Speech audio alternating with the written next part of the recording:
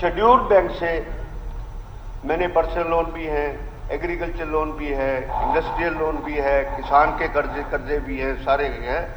वो है जी 5,82,106, ये 6 करोड़, और ये टोटल मिल के बन जाती है सर 10,50,515 करोड़।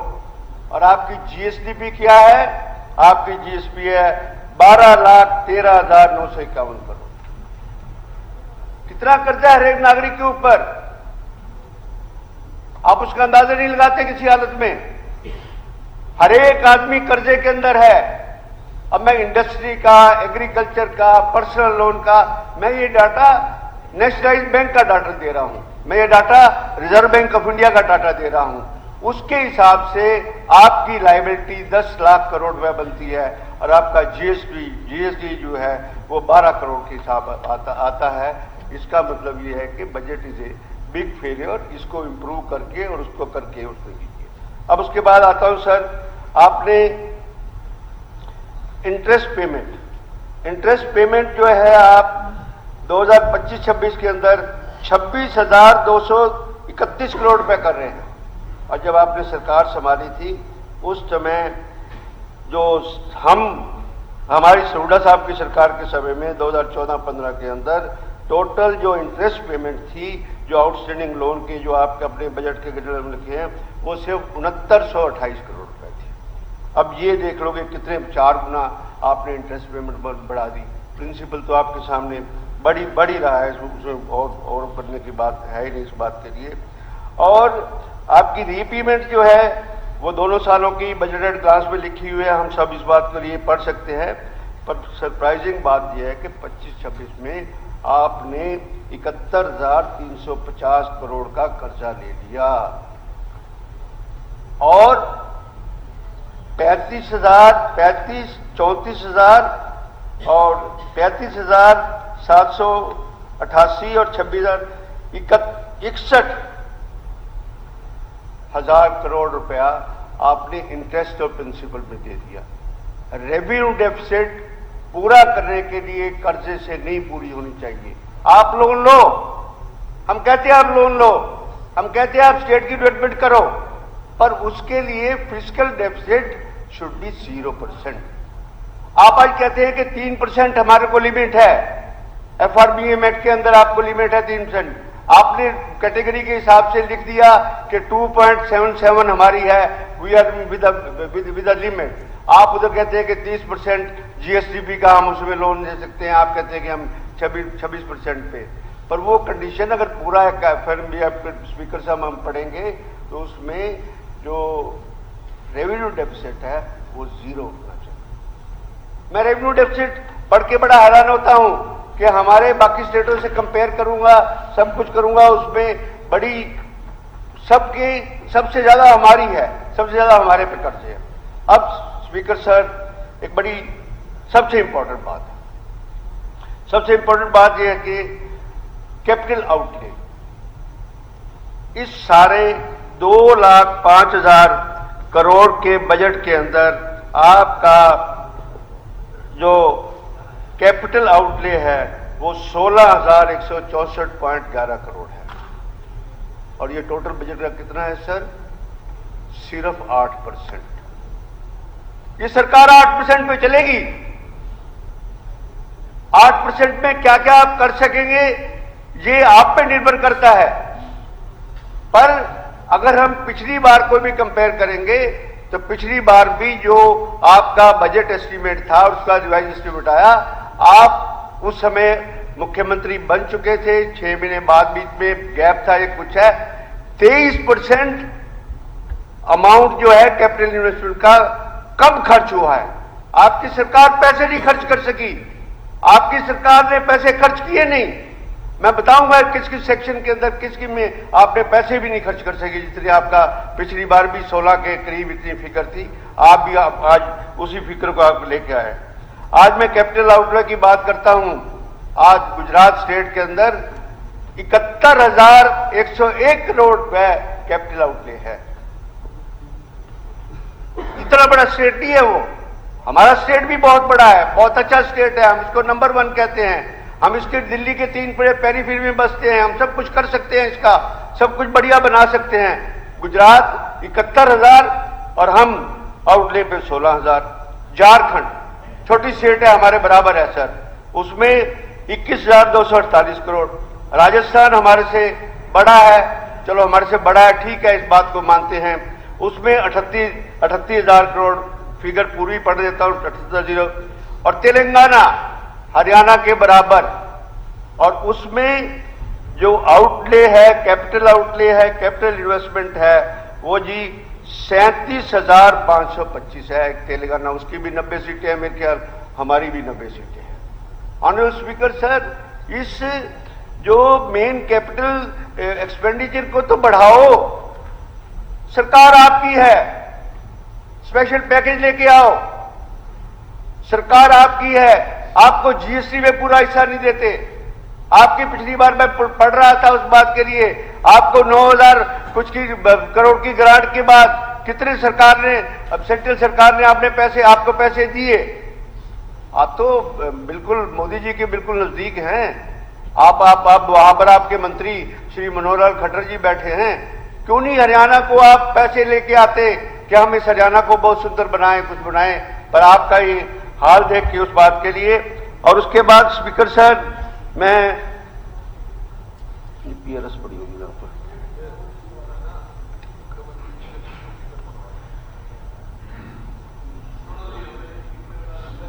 फिकर के सुन लीजिए। ये जितनी फिगर इनके पढ़ाया हुआ है, मेरा मुख्यमंत्री जी है, मेरा मुख्यमंत्री जी से ये है कि ये जो लिख के देते वही पढ़ देते आप, कुछ तो हिसाब लगाओ।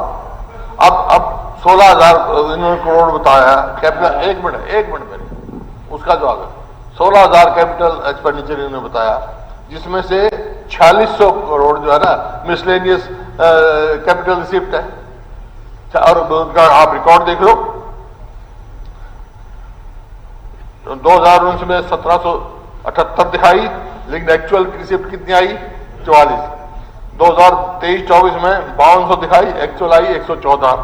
अब आपने 4600 दिखा दी, कितनी आ जाएगी? 100। 4,000 तो यही कम हो जाएगा आपका।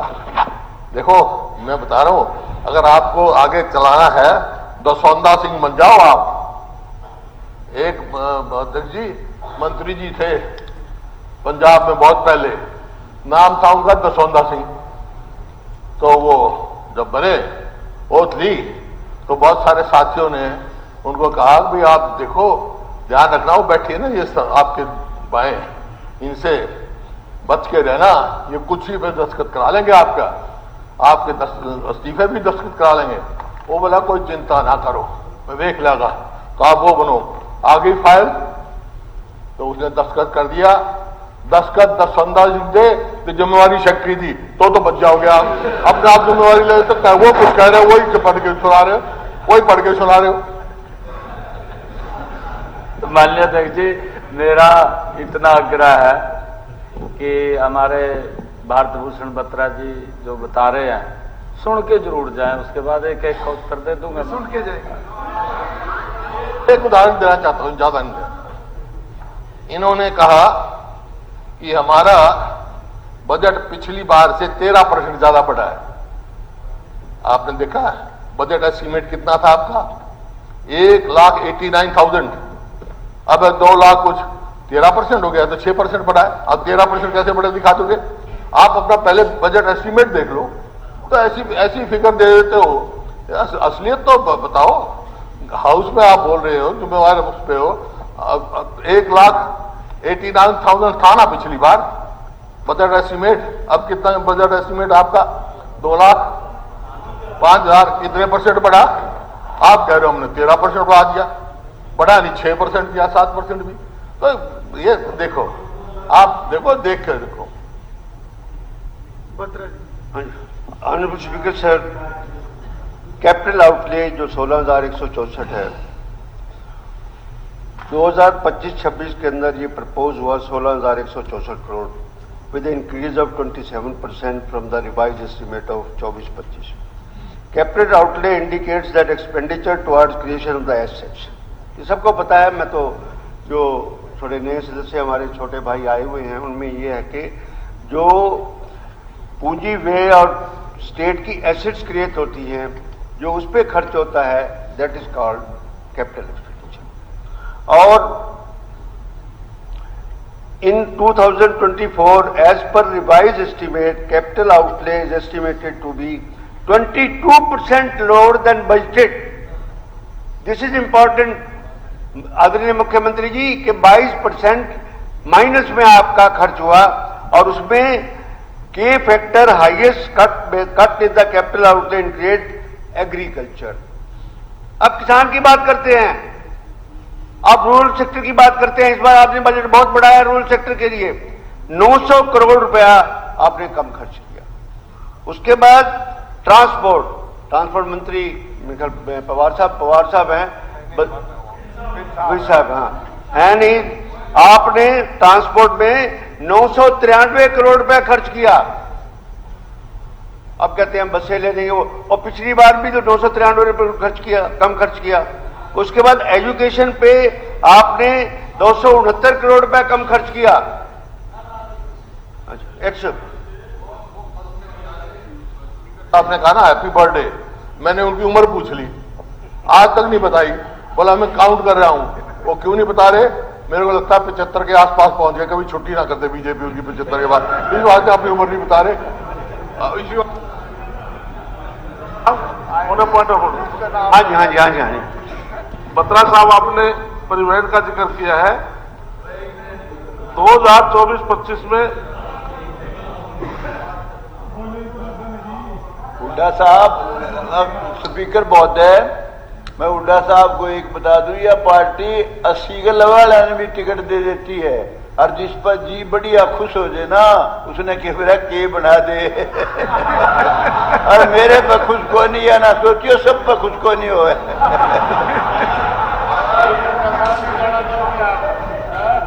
तो होता है जैसी एक्सेप्शन है, तो एक्सेप्शन है भाई, तेरा मतलब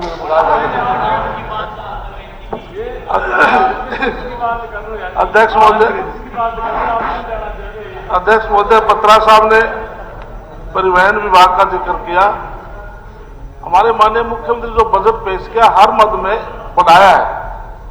मैं जिक्र करूं 2024-25 का 3627.46 करोड़ का बजट था, जो अब बजट पेश किया 3904.73 का बजट पेश किया, बढ़ाकर किया है। इसलिए जो बसें नई खरीदने की या विस्तार करने की बात है, हम ट्रांसपोर्ट विभाग को बहुत आगे लेकर जाएंगे। पवार साहब बिल्कुल ही मना कर रहा, मैं तो इस बात पर पिछली बार की बात यह है कि जब आपने उस बजट को रिवाइज किया तो रोड्स का बजट आपने 933 करोड़ रुपए कम कर दिया। जी इस बात को तो मानते हो? अब तो बढ़ा दिया, ठीक है, मानते हैं वो भी खर्च होगा कि नहीं खर्च होगा, उसमें कितना कट लगेगा, कितना स्पेंडिंग होगी, कितनी स्पेंडिंग नहीं होगी, that time will tell. But so far as this is a fact that 933 crore रुपया, एग्रीकल्चर में 990 रुपया, एजुकेशन में 269 करोड़ और इरिगेशन के अंदर 165 करोड़, ये आपने किया। और उसके बाद आपका कैपिटल आउटले 2023-24 में एक्चुअल जो था, जिससे मुख्यमंत्री मनोहर लाल जी थे, 15,921 था। उसके बाद बजटेड हो गया 16,000 कुछ, और रिवाइज आपने किया 12,000, 4,000 करोड़ बीच में। यही मैं 22% कम की बात कर रहा था। अब मैं आता हूं जी, कुछ फैक्टर ऐसे हैं कि जो बड़े इंपॉर्टेंट हैं, आपके सामने ये कुछ है। ये आ गया कि आपके बजट एट ग्लांस के अंदर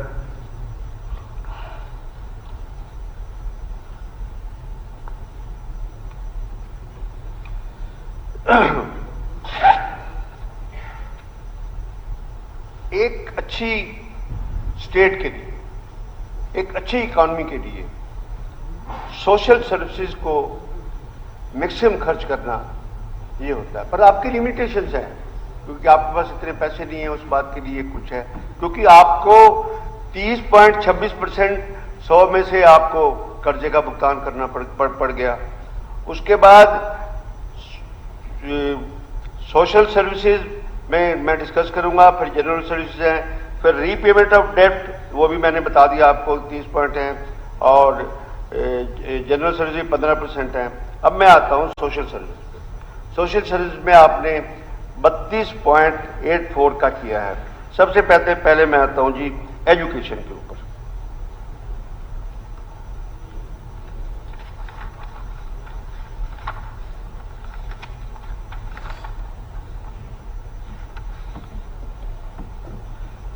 एजुकेशन में सर इधर से स्कूल बंद हो रहे हैं।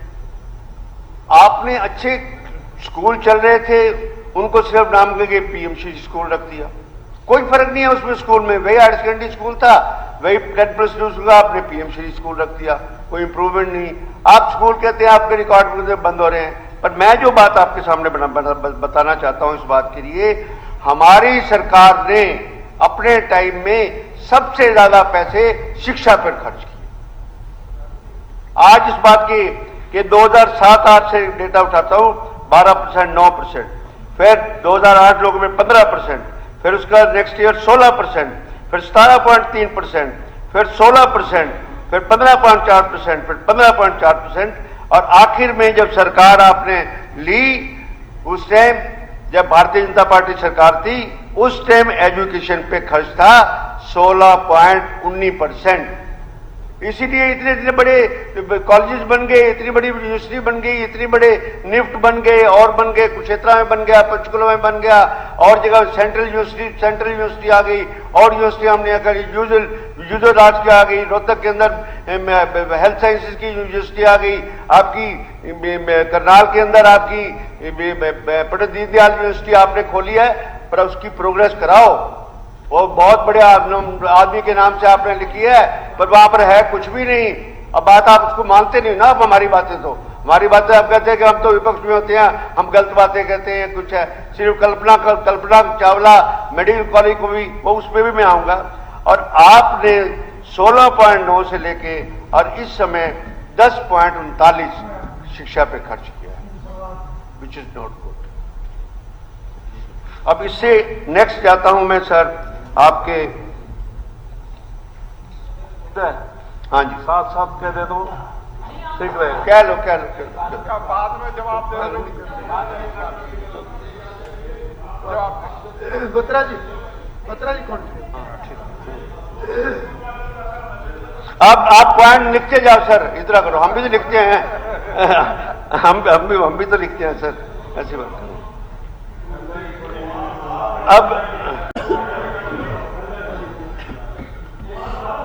अब मैं इस बात के लिए आता हूं, आदरणीय स्पीकर सर, आपके थ्रू मुख्यमंत्री जी से एक इंपॉर्टेंट बात करना चाहता हूं। बत्रा जी, हमारे मंत्री जी को चिंता इस बात की ये इस करके कह रहे भी अभी सुन लो, कभी बात में ना सुना वो आपके ऊपर है। हम उस दिन राजी खुशी नहीं गए थे जी।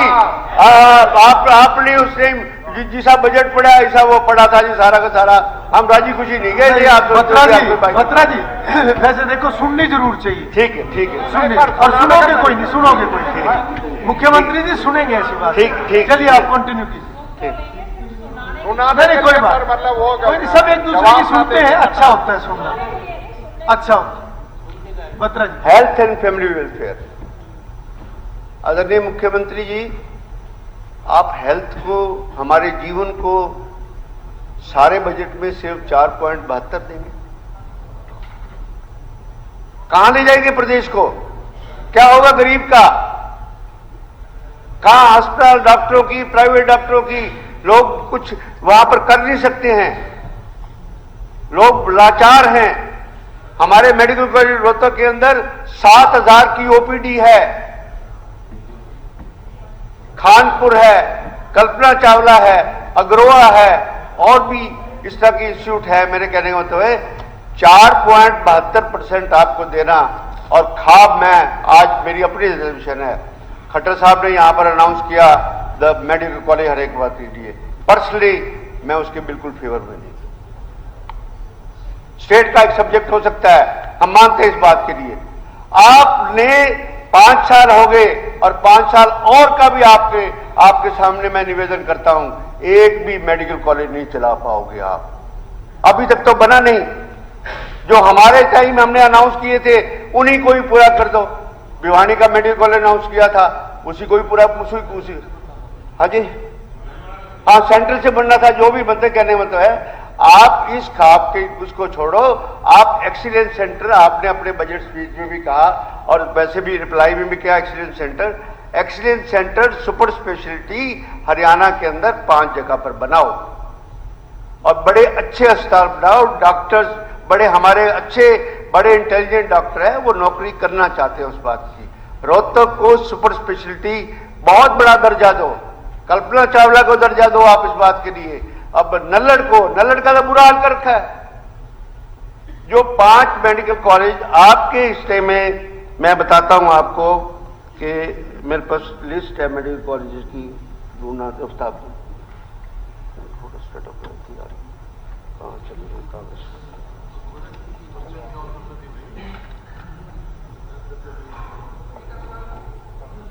ये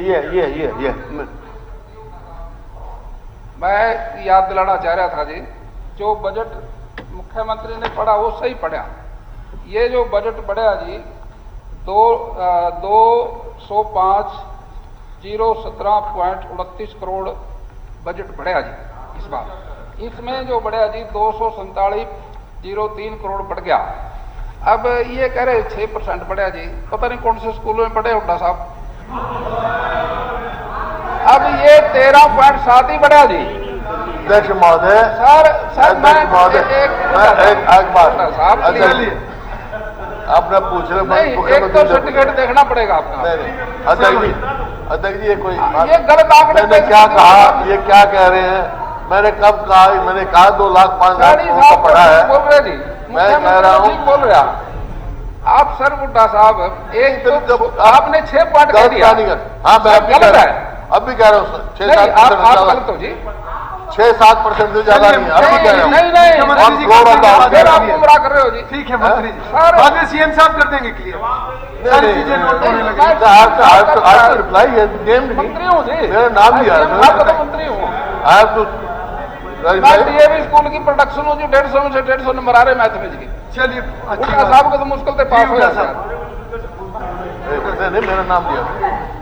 अध्यक्ष महोदय देखिए, खड़े होकर जिम्मेवार पद पे आप बैठे हो, बिना फैक्ट्री कोई बात कहना, ये पूरा हाउस है, आप प्रोसीडिंग निकलवा लो।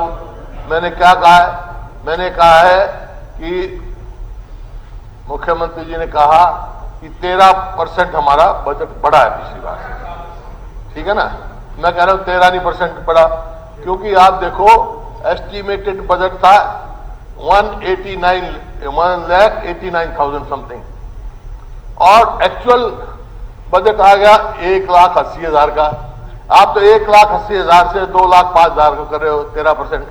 भाई बढ़ा तो आपका कहाँ एस्टिमेटेड, अब ये कितना आएगा, कितना एक्चुअल आएगा, वो तो 1 साल के बाद पता लगेगा ना। लेकिन एस्टिमेट अभी है, एस्टिमेटेड उस टाइम का देखो, एस्टिमेटेड आपका देखो, लग जाएगा पता कितना % हुआ। इसमें क्या 2-4 की बात है। बत्रा जी कंटिन्यू कीजिए। हाँ जी ठीक है, बस अभी इस पे आपस में चर्चा नहीं। ठीक है। वो बत्रा जी बोल रहे हैं भाई, हर मेंबर थोड़ा जवाब देते हैं। नहीं अरे आपके लीडर बोल चुके हैं भाई, आपके लीडर बोल चुके हैं। नहीं ऐसे बीच बीच में नहीं, हर मेंबर थोड़ा क्लैरिफाई करेगा। बत्रा जी आप कंटिन्यू कीजिए प्लीज, हर मेंबर ने। ठीक है स्पीकर सर, आपके माध्यम से एकदम वो चिपका नहीं करते। आपके माध्यम से मैं मुख्यमंत्री जी से निवेदन करूंगा इस बात के लिए कि हमारे पंडित भगवदयाल शर्मा PJMS, भगत Phool Singh, Shaheed Hasan Khan Mewati, Kalpana Chawla, Maharaja Agrasen, ESI medical college Faridabad और श्री अटल बिहारी वाजपेयी गवर्नमेंट कॉलेज, ये 1, 2, 3, 4, 5, 6, 7 इन 7 को बढ़िया बढ़ा दो। और स्टेट के अंदर खोलनी ही है आपने तो नर्सिंग कॉलेज खोलो, फिजियोथेरेपी कॉलेज खोलो।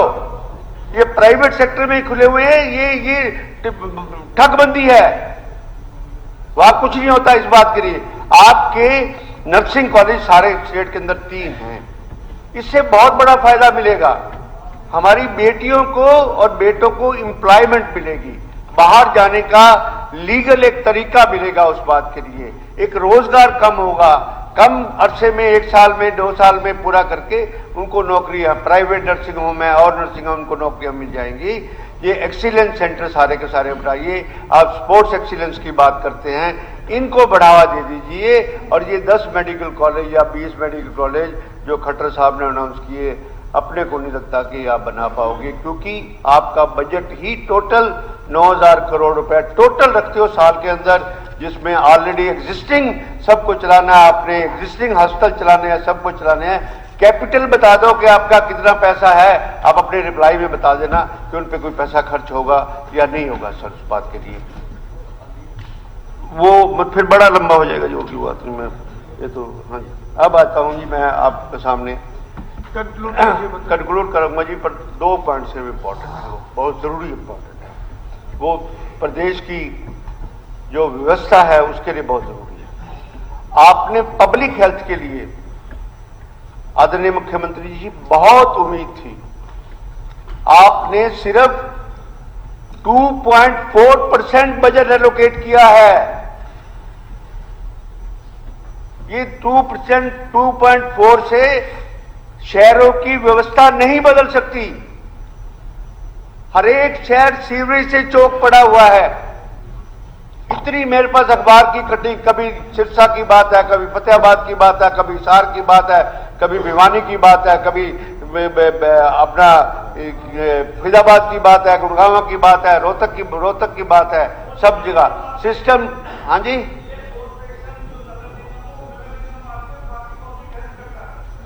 ऐसे है कि सिर्फ 2 हैं। मंत्री जी आप ठीक कह रहे हैं, हमारा नहीं है, रोहतक नहीं है, हिसार नहीं है। 2 फरीदाबाद और गुड़गांव जो है वो नगर निगम के नीचे है, और कोई नहीं, करनाल भी नहीं है, अंबाला भी नहीं है। मेरे कहने का मतलब ये है कि आज के दिन में आपको अमृत 2 में पैसा मिल रहा है, उसको डिफाइन कीजिए, कितना पैसा आपको अमृत 2 में मिल रहा है। अब पता नहीं आप जाने कितना मिल रहा है नहीं मिल रहा। इस सारी, क्योंकि एक मैं तो भूल ही गया, बल्कि अरोड़ा साहब बैठे हैं, इनको पूछो यमुनानगर का क्या बुरा हाल है, मैं बताता हूं रोहतक का कितना बुरा हाल है। आप इतना कम बजट दोगे तो कुछ भी नहीं होगा।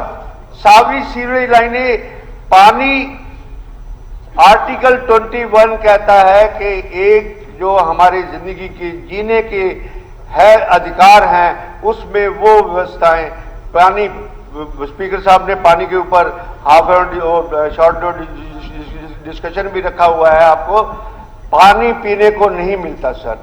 मैं बड़ी मतलब विद ऑल ह्यूमिलिटी मैं आपसे रिक्वेस्ट कर रहा हूं जनता की तरफ से कि नहीं मिलता, कंक्लूड कीजिए। नहीं मिलता। सीवरेज व्यवस्था का बहुत बुरा हाल है। आप पता नहीं क्यों उसमें नहीं वो कट जाता। नहीं, मैं एक बात आखिरी पूरी करूंगा जी। अब आपको कोई पार्टी की तरफ से, मेरी तरफ से अथॉरिटी है जी, मेरे उसमें कोई 1 नंबर कम, 1 आदमी कम बोलेगा जी। आज तो किस बढ़ा तो रखा बाबा, 2.41 टोटल, 2.5% में क्या करोगे बोलो। अब पब्लिक हेल्थ के मिनिस्टर कौन है मेरे को पता नहीं है। गंगवा साहब, हाँ गंगवा साहब, एक कल्याण कर दो शहर का, आपका हिसार का भी कल्याण कर दो। बत्रा जी आप अपनी बात ठीक आपस में बात नहीं कर रहे। चलो ठीक करेंगे, जो आपने कहा है वो सारा कंप्लीट करें, चिंता न करो। आपका भला। अब आया जी, मैं आखिरी आता हूँ जी। आपकी आदरणीय मुख्यमंत्री जी, आपके पास रेवेन्यू के बहुत से रिसोर्सेज हैं और आप उनको एक्सप्लॉइट नहीं करते। इस प्रदेश को जो ये माइनिंग माफिया है ये खा रहा है। करोड़ों रुपए, लाखों करोड़ों रुपए आपका जो धरोहर है, आपकी जो जायदाद है, आपका जो है वो सारा का सारा चोरी हो रहा है। इस बात की, इस पे आपको जिन एरिया में आपने कोई लाइसेंस नहीं दे रखा वहां भी होती है। अरावली का बुरा हाल, और उसके बाद क्या कहते हैं, मैं कहता जाता हूं, तस्वीर देखकर जज बोले माफिया पूरा पहाड़ खा गया। डाडम में गया था मुख्यमंत्री जी के साथ, बड़ा भूडा साहब के साथ में गया था वहां पर। आप आज डाडम देख खड़े होके, मुख्यमंत्री जी विजिट कीजिए, ऐसे खड़े होके नीचे झांक के देख लीजिए, डर लगता है आदमी को। मैं झांक नहीं सका वहां पर। मेरे विभाग से संबंधित है, विभाग से संबंधित है बत्रा साहब। नहीं ठीक है एक उन्होंने आरोप लगाया तो एक मिनट उठा मिनिस्टर जवाब देंगे उसको। अध्यक्ष जी, जो मेरे सम्मानित बहुत सीनियर साथी हैं, इनके साथ में कई बार विधायक रह लिया, जो डाडम की बात करें पिछोपा की, वो माइनिंग बंद है। जो देखा है बंद को झांक के देखा है, वो आज भी बंद है, जब भी देखा है जब भी बंद है, बंद है। मैं कह रहा हूं बात कर रहे हैं जब वहां आदमी मरे थे और हमने पिछली गवर्नमेंट की बात, साहब खट्टर साहब की गवर्नमेंट की बात कर रहे हैं। ये बहुत नहीं, उस टाइम वो 8 साल 10 नहीं, उस टाइम अभी उठा साहब, एक आपका बयान आया था, वहां पर मिट्टी से आदमी दब गए, मैं खुद देख के आया था। वहां पर जो बेल्ट थी, बेल्ट के ऊपर एक स्टोन, लेबर जो काम कर रही थी, एक स्टोन स्लिप होकर पैर पर लगा था। और जो देख के डॉक्टर और पिछोपा बंद पड़ी है, वहां तक भी आज भी बंद है। शायद ये जब की बात कर रहे हैं, ये पिछली टर्म की बात है, उस टाइम ये विधायक नहीं थे होंगे। चलो तो मैं आप तो सीनियर हूं, वो आप मेरे से सीनियर हो। बीइंग एमएलए मैं आपसे सीनियर हूं, मेरे बड़े भाई आप भी हो। बीइंग एमएलए आपसे ज्यादा सीनियर हूं मैं उसमें। वैसे आपकी सीनियरिटी पे नहीं कुछ कहा, आप सीनियर हो। आपने जो चर्चा की ना, एमएलए मेरे से ज्यादा आपने जो ये कहा वो विधानसभा के रिकॉर्ड में चेक करवा। मैं समय बता रहा हूँ जब हम गए थे, जिसकी ये चर्चा कर रहे हैं। तो मेरे से सीनियर है। ठीक है जी, ठीक है, चर्चा बढ़ने दें। मंत्री राज्यसभा में बैठे थे मंत्री जी, मैं उस टाइम राज्यसभा में था। जी कोई मतलब कोई सिर पैर दौड़ाने की बात। बत्रा जी आप कंक्लूड कीजिए, आपका समय बहुत हो गया। हाँ जी पवार साहब, एक और बताता हूँ। आपने कहा ना कि खान बंद है, ये कुछ है। पिछोपा के अंदर इतना ब्लास्ट कैसे हो गया? पिछोपा के अंदर पूरा अरावली नीचे कैसे आ गया? और मैं पढ़ता हूं आपके पास, ये खबर है जी 17 जनवरी की, और हिंदुस्तान टाइम्स की सीनियर रिपोर्टर है, वो मौके पे गई, लीना धनखड़।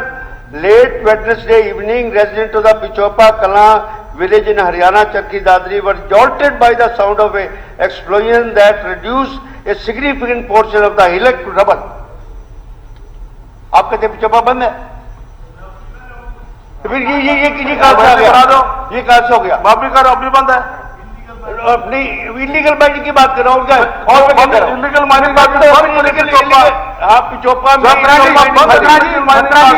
बत्रा जी एड्रेस द चीफ। ठीक, आप बैठेंगे तो मैं मंत्री जी आपस में बात नहीं, एड्रेस द चीफ। ठीक चलिए बत्रा जी, उसके आपस में बात नहीं होगी, 2 मिनट से आपस में नहीं, ठीक है, नहीं आपस में। अच्छा, कल को कह देंगे कि रेवा के अंदर भी माइनिंग बंद है। रेवा में कुछ नहीं हुआ, सारा रेवा का पत्थर क्या नाम है उसका, राजस्थान में चला गया। ब्लास्ट होते हैं रात को, वहां से सारा चारू होके वहां पर होता है रेवा के अंदर। अध्यक्ष जी, और रेवा बॉर्डर के ऊपर है। ये मैं जरूर बोलूंगा, कई बार चर्चा इस सेशन में भी होती है। चलो आप रिपीट मत करें। 2 मिनट ये जरूर बोलूंगा। चलो आप जवाब ना दोगे तो बकरा नहीं कर दूंगा। आप बीच में आप मंत्री जी सर इस पर चर्चा होगी, गलत हो जाएगा। बार रिपीट ना हो, तो विषय कहीं और निकल जाएगा। रणदीप सुरजेवाला का विषय कहीं और निकल जाएगा। हो जाएगा। क्या आप चाहते हैं कि बजट पे चर्चा रखिए? रणदीप सुरजेवाला का बयान इनके साथ है, गलत हो जाएगा। आपस में बात करेंगे तो रिएक्शन होता है। अध्यक्ष जी, नहीं ये जरूरी है, ये अलग मामला है, जरूरी है। ये फिरोजपुर जिला का मामला बहुत जरूरी है, 2 स्टेटों से जुड़ा मामला है। मंत्री जी जो 2 स्टेटों से जुड़ा मामला है। अब अखबार पढ़ के बत्रा साहब कहने लग रहे हैं। 2 घंटा पहले अखबार पढ़ के हम कह रहे थे, जब चिल्ली मार रहे थे, वॉकआउट कर रहे थे। क्या है उस अखबार में? अरे क्या था अखबार में? जब रुकर था अखबार में, अब कह रहे हो अखबार पढ़ के बता रहे आपके सामने। अरे 2 घंटा पहले हम अखबार को पढ़ के बता रहे थे कि ये हाई कोर्ट ने फैसला दिया है। अध्यक्ष जी, 2 स्टेट से जुड़ा मामला है, जरूरी है। अध्यक्ष जी बत्रा जी प्लीज, इन्होंने राजस्थान से जुड़ा मामला हरियाणा का, फिरोजपुर जिला का मामला है। सुप्रीम कोर्ट के द्वारा माइनिंग बंद है। मैं खुद उस पहाड़ी के ऊपर गया जहां पर पत्थर हरियाणा का लगा हुआ था, बहुत रफ टफ जगह थी, उसके लगता ही 10 मीटर क्या से कम राजस्थान की माइनिंग होती है, और वहां की मैंने फोटो दिखाई थी। यदि ये विषय हाउस में और हमने हो चुका है, राजस्थान चर्चा में आया है, राजस्थान के खिलाफ हमने मुकदमा दर्ज करवाया, राजस्थान की मांग हमने केस दर्ज करा स्पीकर सर जी। हर बात पे मंत्री जी खड़े हो जाते हैं, तो इसका कब जवाब कब बोलेंगे? नहीं देखिए, नहीं, विनोद राणा जी, बात सुनो, विनोद राणा जी ये 40 मिनट हाउस बोले, में हमने एक बार डिस्कशन नहीं खड़े में हुए, आ एक बार नहीं खड़े हुए, क्या क्या कहते रहे, हम सुनते रहे। सुनो, जवाब देंगे मुख्यमंत्री मिनिस्टर जी क्या देंगे। करेंगे? मिनिस्टर को जवाब तो देना पड़ेगा। चलो, इसी बात का बीच में ना अब बोले, वही बात को रिपीट क्यों चलो, कर रहे हैं? 2 मिनट में conclude अब रिपीट करें। ना करें, 2 बजट में जो अब चर्चा बजट में इंक्लूड करें। माइनिंग एक सब्जेक्ट ऐसे है, माइनिंग में इन्होंने पैसे खर्च कर दिखाए हुए ठीक है, ये चर्चा हो चुकी है। मैं आपको प्रोसीडिंग निकाल के दिखाऊंगा, चर्चा हो चुकी है, सिर्फ चर्चा हो चुकी है, अब इसको रिपीट ना करें। नहीं, रिपीट नहीं करूंगा, कंक्लूड करूंगा जी। कंक्लूड ये करता हूं कि आपका हल्का पड़ता है, सब कुछ है, ये यमुना ने तो बख्श दो, यमुना के सैंड ने तो बख्श दो। इलीगल माइनिंग दुनिया भर की आपकी टीम के ऊपर अटैक होता है, गाड़ियां पकड़ी जाती है। आपका बजट, आपका इकोनॉमिक सर्वे कहता है कि आपने इतनी बात में मेरी बात सुनने नहीं गए स्पीकर सर। नेक्स्ट स्पीकर तैयार रहेंगे, मनमोहन बढ़ाना जी। स्पीकर मनमोहन बढ़ाना, ये बस ठीक 14 करोड़ रुपया हमने जुर्माना वसूल किया, चेकिंग हम रेगुलर करते हैं। चलिए, बत्रा जी आपका हो गया, चलिए चलिए बत्रा जी आपका हो गया, कंक्लूड कीजिए। नेक्स्ट माननीय अध्यक्ष, मनमोहन जी, एक 2 मिनट के बाद आप शुरू करेंगे। 1 मिनट कंक्लूड करूंगा सर, 1 मिनट, सिर्फ 2 मिनट दे दीजिए, 2 मिनट। पुराना वो है ना बजट एडवांस, हाँ जी, 84 नहीं पुराना।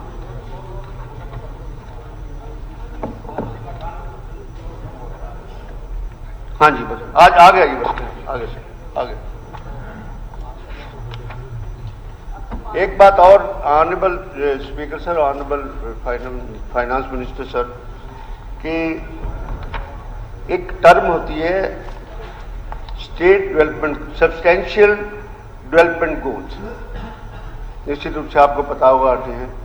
इस बार जो बजट आपने पेश किया, सस्टेनेबल, ठीक है, right, I am corrected, sustainable development goals. इस बार आपने ये पेज सारा का सारा अपनी बजट एंड ग्रांट से हटा दिया, क्योंकि आपका स्टेट का फर्ज होता है कि गरीबी को हटाओ, ना कि गरीब का पेट भरो। आपने उनको पैरासाइट बना दिया, गरीबों उसको रिस्ट्रिक्ट करो। और क्या, आप स्टेट की बात करते हैं, 80% आपकी बीपीएल के नीचे आते हैं। आखिरी कंक्लूड कर रहा हूं जी इस बात के लिए कि आप एडमिट नहीं करते इस बात के लिए।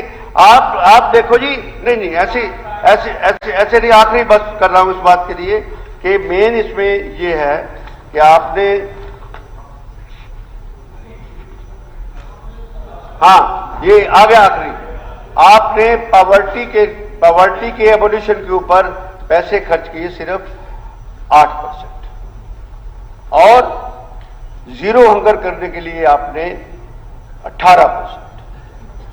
उस गरीब को इतना बड़ा बनाओ, इतना अच्छा बनाओ उस गरीब को कि वो कमा के रोटी खाए, सब कुछ हो गए। ये नहीं कि उसको अनाज दे दे के आप पैसे खर्च करते रहो या कुछ है। अब मकसद ये है, सबका मकसद है, सेंट्रल गवर्नमेंट का मकसद है, आपका मकसद है, बीपीएल को 80% मत करो, इस स्टेट को मत करो कि ये गरीबों का देश है या गरीबों का हरियाणा है, इस बात को मत करो जी। माननीय उपाध्यक्ष महोदय, मैंने पीछे भी जब महामहिम राज्यपाल महोदय का अभिभाषण के ऊपर चर्चा हो रही थी, उस टाइम भी इन्होंने इस बात को उठाया भी इतने बीपीएल बन गए, इतने बीपीएल बन गए। मैंने उसमें घोषणा की थी कि हम जांच कराएंगे, अगर आपको दिक्कत है गरीब से कि गरीब को क्यों बीपीएल कार्ड बना दिया, तो अगर इनको दिक्कत हो रही है उसकी जांच कराएंगे हम। नहीं जांच कराएंगे, उसकी जांच कराएंगे। और गरीबी हटाने के लिए 8% खर्च कर रहे हैं। मेरे कहने का मतलब सिर्फ इतना है इस बात के लिए, उस जो रेशो को है फर्स्ट रेशो को बढ़ाओ, फर्स्ट रेशो को बढ़ाओ उसमें